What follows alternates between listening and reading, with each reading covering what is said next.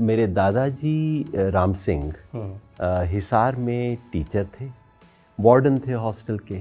वहाँ दंगा फसाद हुआ और एक भीड़, एक मॉब आया, मुसलमानों का था, जो कि जिसने आके कहा कि अपने आप के हॉस्टल में कुछ लड़कों ने कल गड़बड़ी की है मस्जिद के अंदर, उनको हमारे हाथ हवाले करो। उन्होंने कहा इस वक्त तो मैं उनका माई बाप हूँ, तो मैं कैसे कर सकता हूँ, मैं नहीं दूंगा। तो उस भीड़ ने उनको गंडासे से काट दिया, मेरे दादाजी को गंडासे से, मतलब कुल्हाड़ी से उनको काट दिया। तो राम सिंह जो इनके दादा थे, अपना योगेंद्र यादव के, उनको काट दिया मुसलमानों की भीड़ ने, जिसे उनके पिता उस समय 8 साल के थे, उन्होंने देखा।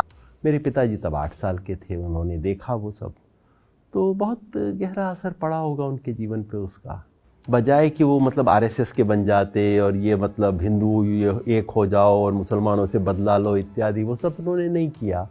जब वो गांधी का वक्त था, गांधी का बहुत असर था, पिताजी पे बहुत गांधी जी का असर था जीवन पे, तो उन्होंने फैसला किया कि अपने सब बच्चों को वो मुस्लिम नाम देंगे।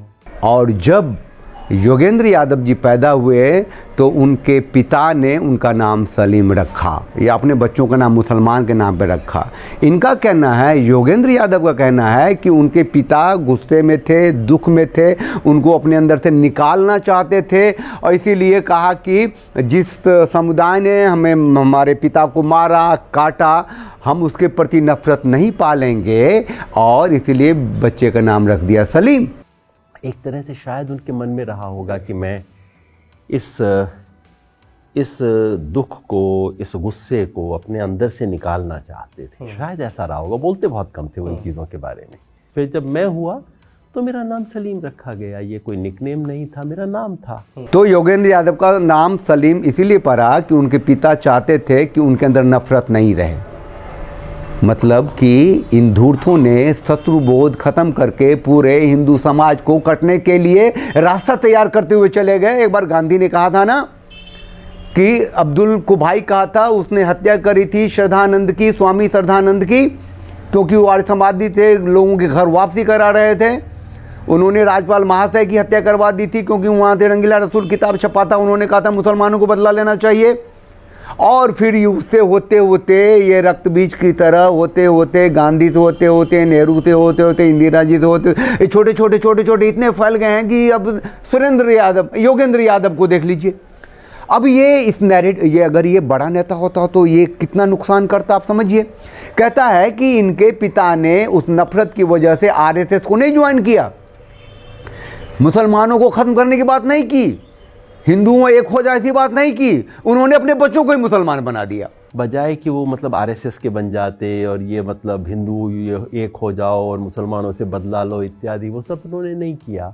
जब वो गांधी का वक्त था, गांधी का बहुत असर था, पिताजी पे बहुत गांधी जी का असर था जीवन पे, तो उन्होंने फैसला किया कि अपने सब बच्चों को वो मुस्लिम नाम देंगे। योगेंद्र यादव जैसे लोग क्या डर के ही तो बने होंगे ना उनके पिता। ये तो उसने नहीं कहा मेरे पिताजी डर गए थे कि मुसलमानों के भीड़ ने उनके पिता को काटा था, मतलब उनके दादा को काटा था।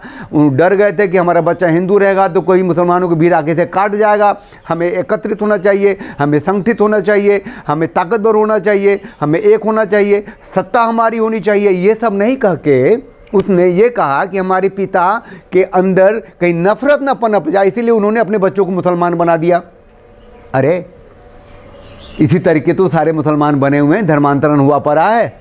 एक हाथ में कुरान, एक हाथ में तलवार से तो ऐसा हुआ है। और वो नैरेटिव को बिल्ड करते करते ये लोग यहाँ तक पहुँचा दिया देश को कि अब केरला स्टोरी पर भी हाई कोर्ट और सुप्रीम कोर्ट तक बात जाती है, उसे भी नफरत फैलाने वाली बात कही जाती है। कोई नहीं कहता कि इतना बड़ा आतंक की घटनाएं जो देश में हो रही हैं सिर्फ इस आइडियोलॉजी से हो रही है और केरल स्टोरी बन रही है। नहीं कहता, नहीं कहते। तो आप एक होइए, संगठित होइए।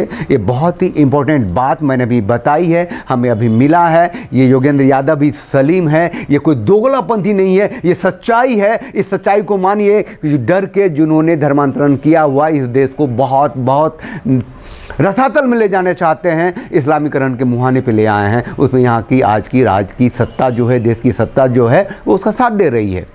तो आपको एक होना है, संगठित होना है, साथ रहना है, साथ चलना है। उस चैनल को लाइक कीजिए, शेयर कीजिए, सब्सक्राइब कीजिए, उस बेल आइकन को प्रेस कर दीजिए जिससे आपको नोटिफिकेशन मिलता रहेगा। और हाँ, अपनी प्रतिक्रिया जरूर दीजिए, लाइक शेयर जरूर कीजिए। इससे गूगल बाबा जो है वीडियो को दूर तक पहुँचाते हैं। आवाज़ जो हमारी है, जो आपसे मिली हुई आवाज़ है, दूर तक ज़्यादा से ज़्यादा लोगों तक पहुँचेगी।